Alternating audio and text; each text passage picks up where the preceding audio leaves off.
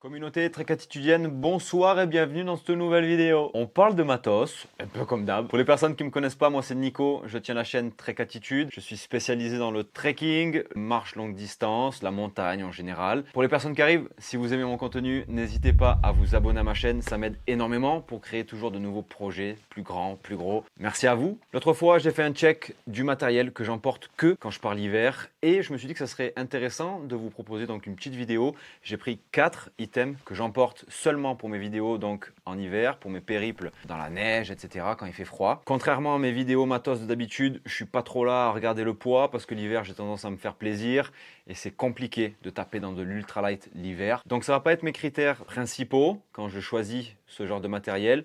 Je regarde plutôt le confort. Est-ce que ça va m'apporter de la chaleur, du réconfort, est-ce que c'est robuste, etc. Enfin bref. Et donc, je vous en ai sorti 4 de ces produits-là que je mets tout le temps dans mon sac à dos quand je pars en rando sur 2, 3, 4, 5 jours. Et on attaque sans plus tarder par le premier qui est là. Mon matelas. Petite parenthèse, je précise que les liens donc sont en description pour tout le matos que je vais vous présenter. Et pour certains d'entre eux, comme ce matelas, j'ai un code de réduction à vous offrir. Vous avez juste à aller faire un petit tour dans la description. Tout. En ce qui concerne ce matelas, donc, c'est le Sea to Summit Etherlight XT Extreme. Matelas spécialement conçu pour l'hiver. En effet, air value 6.2. Pour ceux qui comprennent pas trop ce que ça veut dire, en gros, vous pouvez dormir à même la neige, vous n'aurez pas froid au dos. Voilà. Isolation thermolite ou thermolite, comme vous voulez, en double couche, donc en fait ça vous isole vraiment à mort. C'est des matelas aussi réputés pour leur épaisseur, 10 cm d'épaisseur, donc niveau confort et niveau isolation, on est vraiment là. Ça rejoint un petit peu ce que je vous disais tout à l'heure, c'est vraiment ce que je recherche quand je pars l'hiver. Il faut que ça soit confortable, il faut que je me sente bien, il faut pas que je me gèle. Gros avantage chez Sea to Summit, en fait le matelas il est livré dans sa petite poche de rangement et la poche de rangement sert aussi à gonfler le matelas parce qu'on évite l'hiver de souffler avec la bouche à l'intérieur du matelas pour éviter donc que ça condense et qu'ensuite ça gèle à l'intérieur. Le matelas ensuite ne vous isole plus trop. C'est beaucoup plus facile à gonfler. Valve anti-retour, ça c'est trop bien. Vous pouvez souffler tant que vous voulez, ça se dégonflera pas. Alors forcément, petit inconvénient, c'est encombrant et c'est un peu lourd à mon goût, 720 grammes sur la balance. Forcément, on peut pas tout avoir. C'est quelque chose qui est hyper confortable, hyper isolant.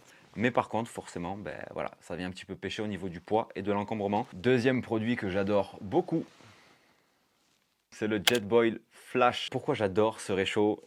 L'hiver, quand vous utilisez ce genre de produit-là, vous vous dites « Ah ouais, en fait, qu'est-ce que c'est bien d'avoir tous ces petits détails qui font que c'est beaucoup plus confortable à utiliser quand vous avez les mains qui sont congelées, que c'est dur de manier des trucs, Là voilà, là il n'y a pas de chichi, tout est compact, en fait c'est tout en un. À l'intérieur, ici vous avez un petit gobelet qui vous permet donc de boire un thé ou un café, le capuchon qui fait passoire, paille, bec verseur, le petit trépied qui permet donc de le poser dans la neige, c'est beaucoup plus stable, c'est beaucoup plus confortable, le brûleur muni d'un allumage piezo. Le brûleur est protégé et on a un répartisseur de flammes, donc ça vous permet donc d'économiser un petit peu de gaz. Ça va répartir la flamme sur toute la surface. C'est de l'alu anodisé, revêtement en néoprène, ce qui veut dire que si par exemple l'eau bout à l'intérieur, vous pouvez l'attraper d'une main et vous ne brûlerez pas. Indicateur de chauffe aussi, cette flamme là que vous voyez là, au fur et à mesure que l'eau bout, en fait la flamme change de couleur et quand elle est totalement orange, c'est que l'eau bout ou est du moins c'est à température pour vous faire un café ou un thé. Que des petits trucs qui font que c'est trop bien. Ce que j'aime beaucoup aussi, c'est qu'une fois en fait qu'il est clipsé, que le brûleur est clipsé donc à la popote, grâce à cette anse, vous pouvez vous déplacer avec sans que tout tombe, comme par exemple sur un réchaud on va dire standard où vous allez poser votre popote dessus. Là vous pouvez prendre donc votre petite popote et vous trimballer et l'eau va bouillir pendant que vous marchez. Ça c'est oufissime. C'est un produit qui fait 400 grammes sans la cartouche de gaz bien évidemment. Ça reste assez compact. Il y a plusieurs modèles de Jetboil. Il y a le Minimo, Micromo, le Zip. Enfin bref, ils sont plein de modèles différents. Le Stash maintenant aussi.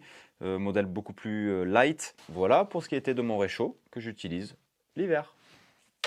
J'adore. Troisième produit, et pas des moindres, ma doudoune. C'est quoi comme doudoune? Millet K-Down Jacket. C'est une doudoune hyper confortable, hyper chaude. C'est limite un poil trop chaud si le froid est modéré. -2, -3, vous allez avoir chaud dedans. -10 en statique, ça bouge pas. C'est incroyable. La capuche, elle est immense, vous pouvez mettre un casque, il y a des cordons de serrage un peu partout, des poches, elle est vendue avec sa poche de rangement. C'est une doudoune qui prend quand même beaucoup de place, elle fait 700 grammes. Moi je la range dans une poche de 8 litres. C'est une grosse doudoune. Par contre voilà, une fois que je la mets, que je suis au camp, ben, je sais que j'aurai pas froid. Il y a juste à rajouter un petit bonnet, pourquoi pas, une petite paire de gants. Et pour ce qui est un petit peu des caractéristiques, on est sur un duvet de canard, 700 QIN, norme européenne. On est sur un ratio de 90-10, 90% de plumes, 10% de plumettes. Cordon de serrage à la capuche, cordon de serrage aux hanches. On a un boudin au niveau du dos qui descend un petit peu plus bas pour vous protéger bien le bas du dos. Ça, c'est des petits détails qui font toujours plaisir. Une petite poche à l'intérieur, technologie Pertex Quantum. Le produit, donc le duvet à l'intérieur est traité déperlant. C'est pas fait pour prendre une rince, hein, bien évidemment. Un peu le même souci que le matelas. On va dire que c'est encombrant et c'est quand même vachement lourd. Pour donner un exemple, ma doudoune donc pour l'été fait 200 grammes et je la range dans une poche d'1 litre. Par contre, ma doudoune d'été ne me permet pas en fait d'avoir réellement chaud l'hiver. Donc voilà pourquoi j'ai préféré prendre une grosse doudoune vraiment bien chaude, quitte à ce qu'elle prenne un peu plus de place dans le sac à dos. Dernier item, il faut bien un sac à dos pour mettre tout ce matos. Un sac à dos robuste, confortable, qui peut accueillir du matériel encombrant et lourd. J'utilise quoi comme sac? Le Osprey Atmos 65 AG, sac à dos que je surkiffe. Pour moi, de tous les sacs que j'ai testés, attention, je n'ai pas testé tous les sacs qui existent. C'est le sac le plus confortable que j'ai utilisé. Il existe en modèle femme, il existe en 50 litres aussi. C'est un produit tout simplement en fait magique. On retrouve un dos filet avec le système anti-gravity qui est pour moi un système incroyable au niveau du confort, de portage, c'est agréable. Hop, ça c'était le téléphone. La ceinture elle est englobante, c'est super confort. Mis à part ça, 65 litres, c'est gros en général. Pour moi, ce que j'utilise en général, c'est un sac 45 litres. Là, je rajoute 20 litres de plus parce que comme vous l'aurez compris, ben voilà, il y a du matos qui est plus encombrant, plus lourd. J'ai déjà porté plus de 20 kg avec, en sachant que je fais 60 kg, c'est déjà énorme pour moi. Tout ce qui est douleur au niveau des épaules, des hanches, ben, en fait, j'ai jamais ressenti ce genre de douleur là parce que il est trop bien fait et le système donc de portage est au top du top selon moi. Il y a des accessoires un petit peu partout, le chapeau avec double rangement, des poches par-ci, des poches par-là, un rangement au niveau du bas du sac pour ranger tout ce qui est affaires de nuit, duvet, etc. Des sangles sur les côtés pour accrocher bâton ou piolet. On a un système pour accrocher les bâtons au niveau donc de la taille. Il est super bien foutu. Forcément, du coup, petit inconvénient, c'est un sac qui reste quand même assez lourd. On est sur 2,2 kg. Donc voilà, c'est pas un investissement à faire si on veut faire que des sorties sur 2 jours, printemps-été. C'est quand même très gros. Peut-être partir sur le 50 litres, ça vous évitera de prendre un peu tout et n'importe quoi au final parce qu'on n'a pas besoin de 65 litres pour partir au beau jour. On n'a pas une tonne d'habits, tout ce qui est sac de couchage, matelas, on n'a pas besoin de gros trucs qui vont vraiment nous isoler à bloc.